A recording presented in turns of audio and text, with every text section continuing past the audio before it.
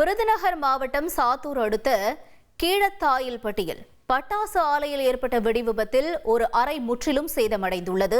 இதுகுறித்த கூடுதல் தகவல்களை செய்தியாளர் கருப்பசாமி வழங்கிட கேட்கலாம். கருப்பசாமி, வணக்கம். இந்த வெடி விபத்து நிகழும் சமயத்தில் மனிதர்கள் யாரேனும் அங்க இருந்தாங்களா? என்ன நிலவரம்? விவரங்களை பதிவு செய்யுங்க.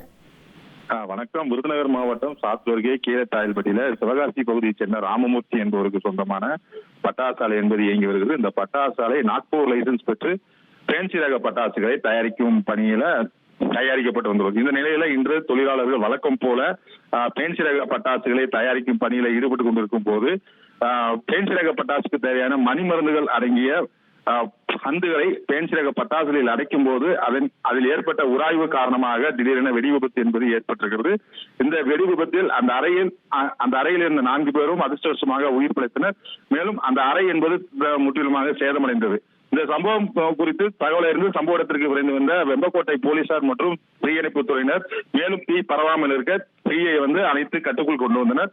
மேலும் இந்த சம்பவம் குறித்து வெம்பக்கோட்டை போலீசார் வழக்கு பதிவு செய்து விசாரணை மேற்கொண்டு வருகின்றனர். இந்த விபத்தில் எந்த தொழிலாளருக்கும் காயமும் இழப்பு ஏற்படவில்லை என்பது குறிப்பிடத்தக்கது.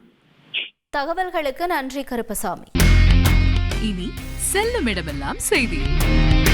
தந்தை டிவியின் வாட்ஸ்அப் சேனலை ஃபாலோ பண்ணினா செல்ல இருக்கும் இடமெல்லாம் செய்தி. இதோ QR கோட் இப்பவே ஸ்கேன் பண்ணுங்க, ஃபாலோ பண்ணுங்க.